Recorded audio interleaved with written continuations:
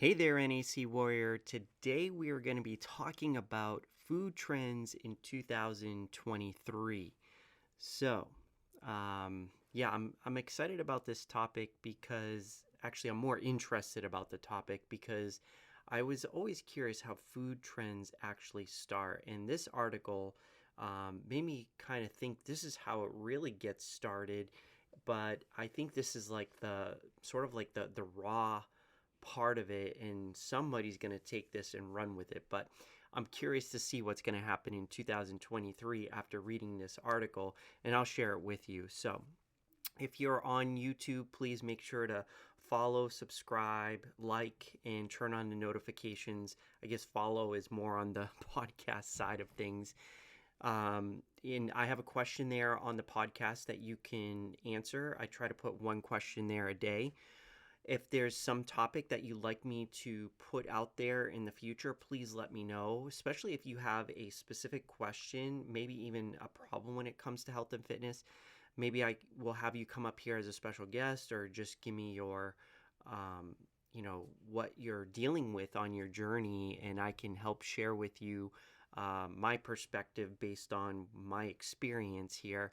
And I pretty much have experienced almost a good, let's say, a lot of things except for medical issues. I don't like to touch medical issues. Those definitely talk to your doctor. But if there is something that you'd like me to ask, please let me know, and I'd love to help you out with that.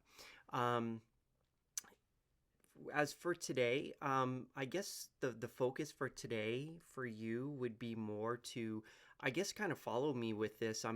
If you're interested. Hey Maria, how are you doing? Glad you're here.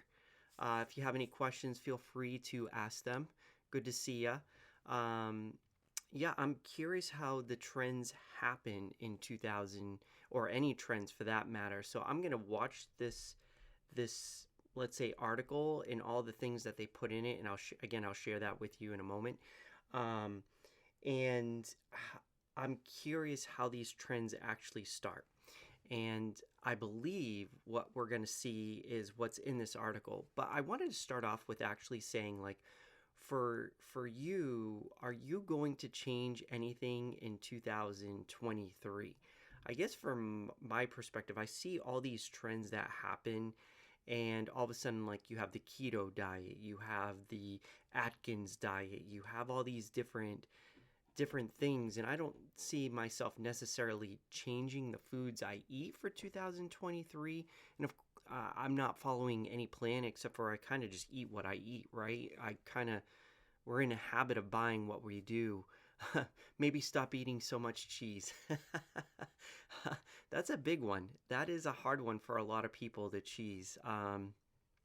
But that's an interesting one. I think some of the big ones that people get stuck with are cheese, chips, and it would be interesting if they took all these. I wonder if there's an article out there if they took all the different foods that people are addicted to and sort of like broke it down, if there was a certain aspect to it that actually made it more tasty. And I know the three things that companies love to do is to pump things up with fat, salts, and sugars, and play with those ratios to get us addicted to them.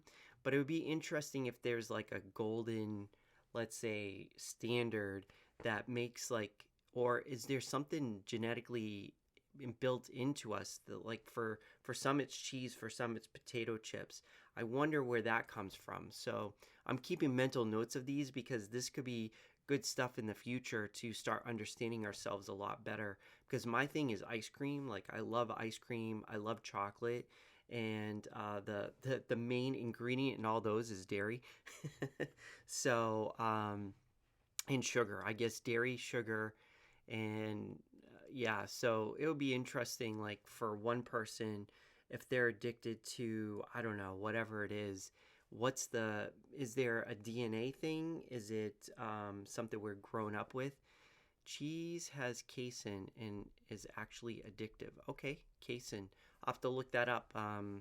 Thanks for that piece of information, casein. So, I wonder if so is it cheese, or does that even work with ice cream?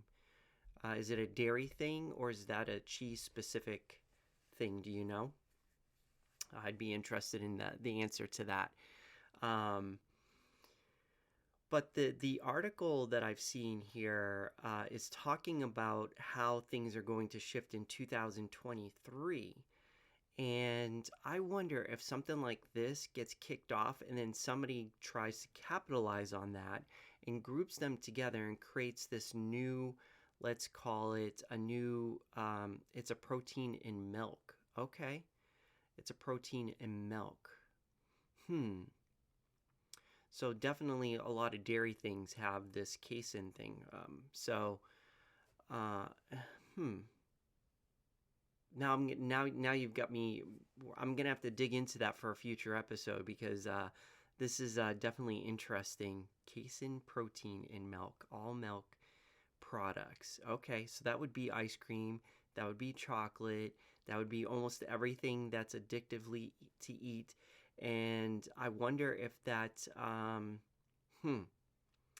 I have so many questions spinning off in my head right now. It's just like bursting with so many questions. But thank you for letting me know that. Yeah. Oh, okay. I'm gonna have a lot of fun tonight and tomorrow looking all this stuff up, because now I have so many questions. Um, this is the fun part. This is why I like doing lives, because this type of thing is like awesome, because now I get to look something else up and learn more about health and fitness, or at least different aspects of it. So for let me switch over to the article here that I've been looking at. Let me go here and go here, and hopefully you can see that. Let me see what you can see.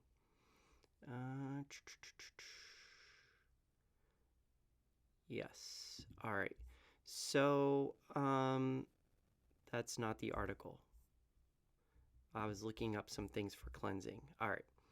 Let's go over here. Yes, food trends for 2023. So what's interesting here is I'm just going to go through the headlines. I'm not going to go diving deep into this. If you want to, you can go read this. This is from U.S. News. Came out on December 13th, 2022, and it's by Janet Helm. And essentially, she's saying that in this portion, that there's a lot of food pressures going on because of global instability. So she's saying that this is going to cause a lot of different trends. And so I'm wondering what that's going to look like. So is it going to be like keto 2.0, or I don't know. I'm trying to think of like a cool thing. Like if I were going to spin this off and take what I'm going to read in here and create a new diet, just to create a new diet, which I would never do, because I just don't believe in that. What would I call it? Maybe the envy diet for environment, or something like that. So they're saying that there's going to be a lot of pressure on plant-based foods because of some of the things that are coming out. And so essentially she's saying that the winners are going to be legumes, seaweed, and mushrooms, especially maitake mushrooms. So that would be an interesting thing for vegans or vegetarians. Climate-friendly crops, which was a lot of this Kernza type of stuff, which I have to look into. Then for drinks, cutting back on drinking alcohol in moderation. So I wonder if there's going to be something with, because a lot of people, a lot of diets like to stay away from alcohol. But if you could say like include alcohol, but with moderation, that could be something that people would want to try to incorporate into something. Zero proof cocktails. So this will be interesting. thrift and frugality. So we all know that the economy right now is getting some pressures, like it said at the beginning of the article, with inflation and everything. So I'd be interested in, this type of thing. I think is going to be big, especially at the beginning. Who knows what the future is going to bring when it comes to money spending. But I mean, for me, maybe because I'm in a good situation, I don't see my eating habits changing unless there's a dramatic change in whether I still have a job or whatever. Something like that may change it, but right as of now, I don't think anything's really going to change. Things just get more expensive, so it'll be interesting. Processed will prefer real food over artificial.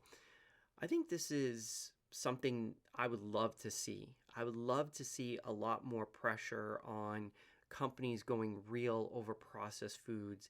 I know from a factory, creation, it makes more sense to go processed so that they can pump out more. But man, real food is like really one of the keys to your health and fitness, like really taking it to that next level. So it'll be interesting to see. Um, and they're talking more about sweeteners, natural sweeteners. So not as what I would really expect for total food, but interesting to see that she thinks that there's going to be something more towards, the sweeteners of like cereals and stuff like that going more natural or real. So all these things I'm going to like note down and really take a note of how that's going to take effect. In US News, I don't know how big they are in the health and fitness world in this individual, but this would be something that if I were to capitalize on this type of thing, I'm starting to formulate, oh yeah, okay, so I want you to go eat these things and we're going to call it the new Envio diet, something like that. Let's see, and it goes on and on. I'm not gonna bore you with all. Well, actually, that's pretty much it. But so those are the things I'm gonna look for in 2023. Let me see if I can get back to where I need to be. All right. So yeah, I'm interested again to see what this person had to say, US News, all the different things that people are talking about, and what does that mean? Are we going to see a new diet out there combining all these things? So I'm going to start looking actually at many different articles on trends. Actually, that's the next thing I'm going to Google besides the uh, tip Maria gave us here on the live on Facebook Live here. But yeah, I'm gonna do a Google search on 2023 food trends to see what's gonna come up. I'm gonna write them all down, and then I'm gonna start seeing, keeping track of how things work. Because what I like to do is really get you to the root of health and fitness, right? Because one of the things that I think we kind of get caught up on is like, what's the new thing that's gonna help us? And the one main thing I love to tell you that you need to understand is that it all comes down to the macros.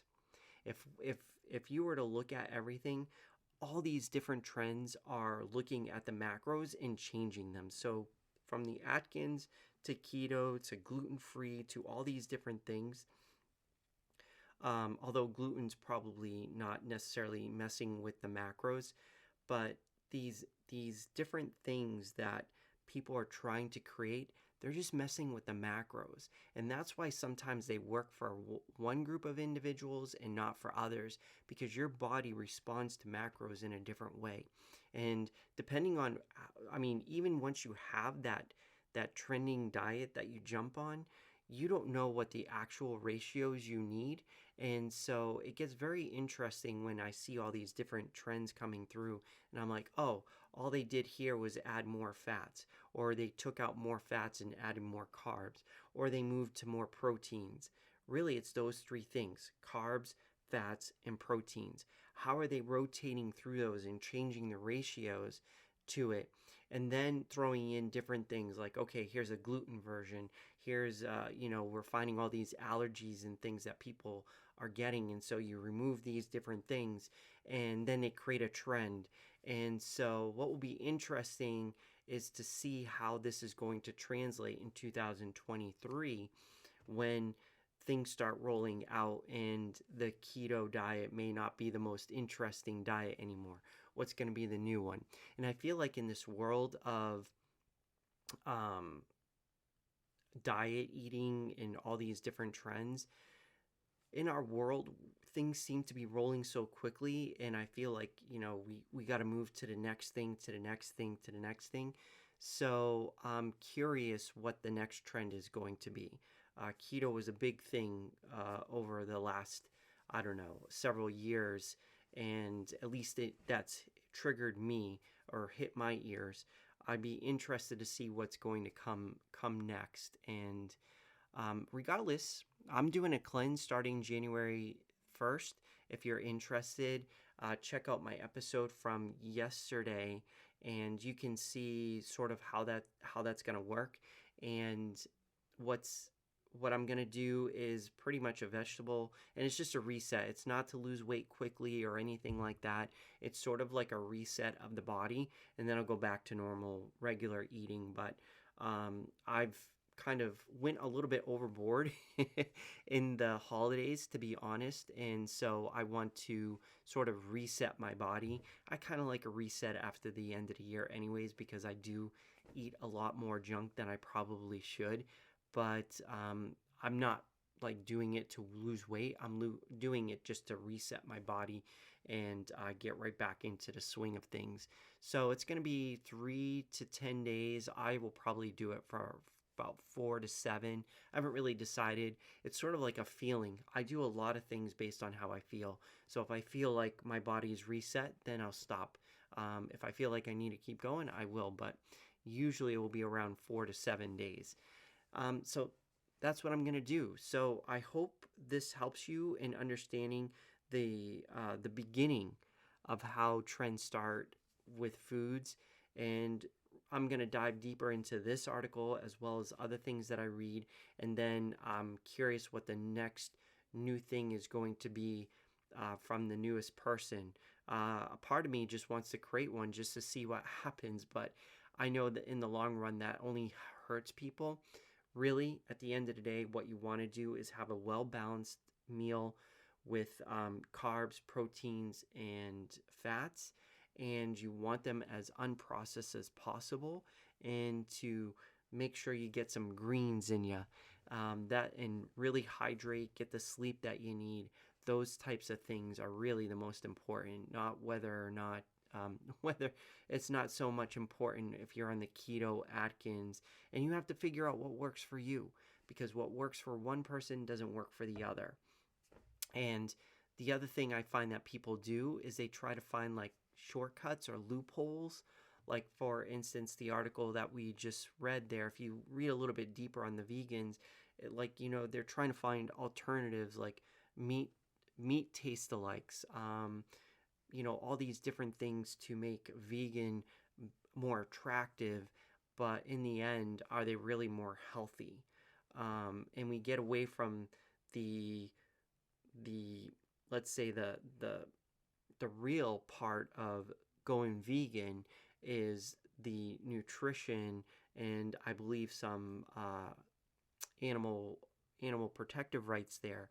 But as we dive deeper into how do they do these things, did we get sucked into some, a hidden agenda? But in the end, it's not really doing what we want it to do.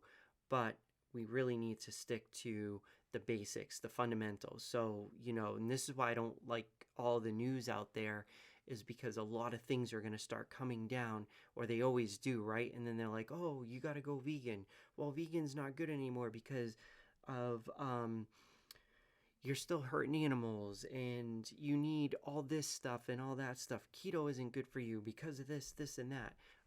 It's almost like a battle out there to see who can get the money. And once those things get saturated, then they create something new. So let's see what's going to happen in 2023. What new trend, new diet is going to come out in 2023? All right, I'm done talking. That talked for a while here. Again, if you're on Facebook, please leave a comment. If you're on YouTube, subscribe, like, and turn on the notifications. If you're listening to this on the podcast, follow, answer the question I have there. And of course, please let me know if there is a future episode you love me to cover on. I'm interested in what you're interested in. Health and fitness is, the topics are endless, and there's so many things I can talk about, but what is it that you would like me to talk about is what really interests me, because like I said, there's so many things. I'm going to go check out Kaysen after Maria helped us out today. All right. With that, I hope you have a great evening, and I will see you tomorrow. Have a good one.